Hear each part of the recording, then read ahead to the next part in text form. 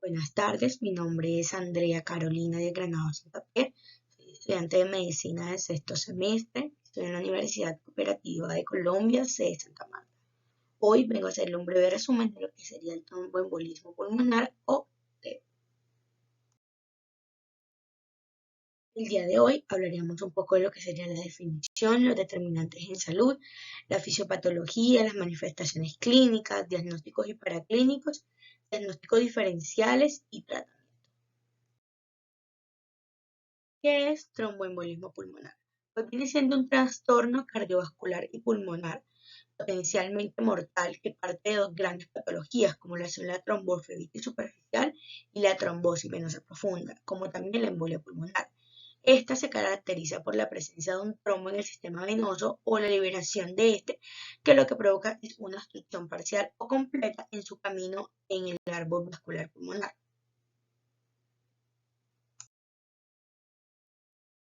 Con respecto a los determinantes en salud, pues hay que tener en cuenta que es el tercer evento cardiovascular más común. Tiende a afectar casi al 5% de la población en general. Sin embargo, la incidencia anual de embolia pulmonar en la población tiende a ser de 1 por 1000 personas. Sin embargo, está aumentado drásticamente con la edad. Se entiende que de 1.4 por 1000 personas, que está aproximadamente en un rango de 40 a 49 años, tiende a ser de 11.3 por 1000 en las edades de 80 años y más. También hay que tener en cuenta que es mucho más predisponente en mujeres que en hombres y es más común en raza blanca y afrodescendiente. También el 50% de los eventos de tromboembolismo pulmonar están asociados con factores de riesgos transitorios como alguna cirugía reciente, hospitalizaciones por alguna enfermedad médica. Aquí encontramos lo que es una tabla, teniendo en cuenta que están los factores transitorios relevantes como factores moderados y leves. Entre los transitorios relevantes encontramos fractura de cadera o pierna, cirugía general mayor, algún trauma, lesión de la médula espinal, algún infarto agudo del miocardio que esté con 3 meses anteriores, que haya presentado anteriormente un tromboembolismo pulmonar, alguna enfermedad autoinmune, terapia de reemplazo hormonal o algunas infecciones como lo son las neumonías, HIV, VIH, COVID-19, entre otros. Entre los factores moderados y leves encontramos lo que son las transfusiones sanguíneas, insuficiencia cardíaca, malignidad, algún ACV paralítico, posparto, trombofilia, alguna terapia anticonceptiva oral. Entonces, en la fisiopatología, inicialmente es una inflamación y activación de las plaquetas por una alteración pues, de la triada de Virchow. Entonces, esto produce pues, un reclutamiento de plaquetas activadas que liberan mediadores proinflamatorios que se unen a neutrófilos. Entonces, esto lo que hace es que se estimulen para que liberen su material nuclear y se formen lo que son redes extracelulares que son llamadas trampas. Además, pues estas redes protrombóticas lo que hacen es que contienen histonas que hacen que se estimule lo que es la agregación plaquetaria e inducen a la formación de trombina. Asimismo, pues estos trombos venosos se multiplican en esta éstasis y llevan a dos cosas. Primero, a que haya baja presión de oxígeno y además mayor cantidad de genes proinflamatorios. Por segundo, encontramos lo que son los estados protrombóticos y por tercero, la embolización. Y los trombos venosos profundos se van a desprender en el sitio donde se encuentran o donde se están formando y dan a la formación de émbolos. Ellos viajan a la vena cava, a la aurícula derecha, ventrículo derecho, hasta la circulación arterial pulmonar y formarán lo que serían el tromboembolismo pulmonar. En este caso, pues agudo. Por último, encontramos un poco lo que sería la alteración en el intercambio de gases, como puede ser la hipoxemia arterial, aumento del gradiente PO2, alveolo arterial, alguna deficiencia en el intercambio gaseoso, aumento del espacio anatómico muerto, y que ya sea por aquel gas aspirado, alguna sobreperfusión de alveolos normalmente ventilados, mayor resistencia pulmonar, alguna disminución pues, de la distensibilidad pulmonar, alguna hiperventilación alveolar. Y ya por último encontraríamos como quinto paso lo que sería la hipertensión pulmonar, la disfunción y el microinfarto del ventrículo derecho. Entonces, en este, pues es una obstrucción de la arteria pulmonar que hace que lleve aumento de esta. Además, hay un aumento pues, de la poscarga que causa lo que es la dilatación y la disfunción del ventrículo derecho y hace que se dé la liberación de los biomarcadores cardíacos, como puede ser el PET natriurético cerebral. Todo esto lleva a que la mayor presión en el ventrículo derecho sea comprimido pues, por la arteria coronaria derecha y así se vea limitado el aporte de oxígeno al miocardio y lleva a una isquemia y después a un microinfarto de este ventrículo derecho. Todo esto porque el tabique interventricular se ha bombado hacia el ventrículo izquierdo y hace que se comprima y así produzca lo que es la difusión diastólica de esta cámara.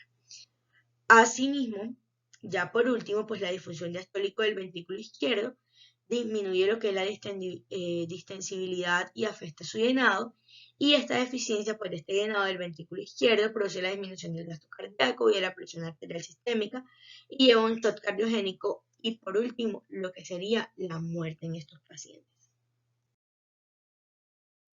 Con respecto a las manifestaciones clínicas que nos acude el paciente consultorio o urgencia, el cuadro clínico de la tromboembolia pulmonar se clasifica según su estratificación de riesgo. Además, también su manejo clínico está basado con respecto a estos criterios de cada nivel.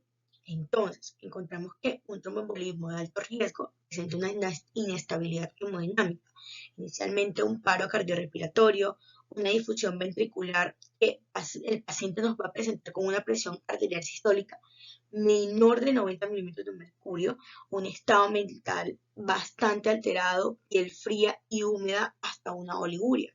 También nos puede presentar con una arritmia o una hipovolemia. Cuando hablamos de un tromboembolismo pulmonar de mediano riesgo, el paciente nos puede presentar con un dolor torácico fuerte, soplo sistólico bastante chirriante pulmonar al momento de la auscultación, una disnea súbita que tiende a ser mayor a 1 hora, hemoptisis, hipoxemia leve o moderada, síncope o un leve deterioro mental. Pero cuando estamos cursando con un bajo riesgo, cuando el paciente tiene a nivel hemodinámico, presenta una disnea súbita, taquipnea, taquicardia, algún dolor torácico bastante moderado o un presíncope. Bueno, inicialmente hay que tener en cuenta que vamos a evaluar al paciente con la sospecha clínica, la estratificación del riesgo y la probabilidad de que nos presente un episodio de tromboembolismo pulmonar. Sin embargo, todo esto nos permite seleccionar qué paraclínicos elegir según el hallazgo. Por eso, en esta tabla lo vamos a estratificar y nos voy a orientar en el diagnóstico del paciente. Entonces, inicialmente, pedir un radio X de tórax, que podemos ver signo de Wetzgerman, que es una imagen bastante radiolúcida pulmonar o la joroba de Hampton. Gasometría arterial, podemos ver una hipoxia o una hipocapnia en el EKG, taquicardia sinusal, un bloqueo de rama derecha o ondas pulmonares conocidas, o alguna inversión de la onda T o del B1 y B4. También podemos ver lo que se conoce como S1, Q3 y P3. Dímero D, angiografía pulmonar por TAP, una gamografía por ventilación de perfusión o una angiografía pulmonar. Este vendría siendo un algoritmo de gran ayuda, porque ya después de haber identificado si estamos contra un riesgo bajo, intermedio o alto, vamos a intervenir. Entonces, si tenemos riesgo bajo, pues dímero D negativo, pues se descarta positivo, entonces entraríamos a lo que sería un riesgo intermedio o alto, que sería una técnica de imagen. Tenemos dos opciones, principalmente la angiotap. Si este nos sale negativo, pues hacemos lo que sería un ecodoppler. Si nos sale positivo, confirmaríamos inmediatamente que el paciente nos presenta o está cursando con un tromboembolismo pulmonar. Si no tenemos un angiotap inmediatamente, podríamos utilizar lo que sería la gammagrafía y baja probabilidad, pues utilizaremos el ecodoppler. Alta probabilidad se confirma. Por último, el ecodoppler, si nos sale positivo, pues se confirma. Negativo, ya utilizaríamos un PC baja o un PC alta y aquí ya lo descartaríamos y si nos llega a salir muy alta, haríamos lo que sería la arteriografía. Hay que tener en cuenta pues el diagnóstico diferencial antes de empezar el abordaje terapéutico.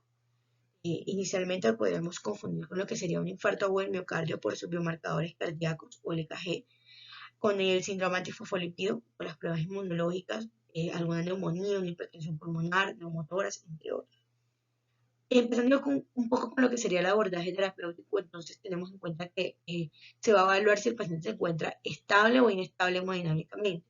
Donde tiene mayor relevancia, pues en los inestables, ya que se emplea pues una terapia para la difusión ventricular y así disminuir la mortalidad. Entonces, inicialmente estamos en consulta o en una urgencia, nos llega un paciente inestable, tenemos que hacer 3 pasos. El primero, una disfunción ventricular que consiste pues en internar al paciente en UCI y monitorizarlo continuamente.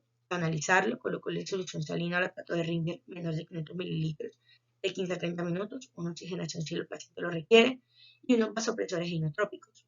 Entonces, anticoagular al paciente puede ser con una enoxaparina subcutánea 1 miligramo kilogramo cada 12 horas.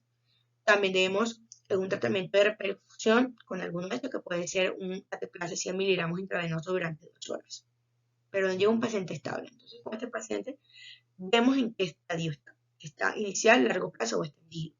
Si está inicial, que son de 0 a 7 días, podemos utilizar apixaban, rivaroxaban o alguna heparina de bajo peso molecular. A largo plazo, apixaban puede ser, que es normalmente basado en primera semana a los 3 meses, un endoxaban, rivaroxaban, dabigatran, puede ser estos. Y extendido, que son 3 meses o indefinido, podemos utilizar apixaban, ácido acetilsalicílico si no es posible la anticoagulación, dabigatran, endoxaban o rivaroxaban.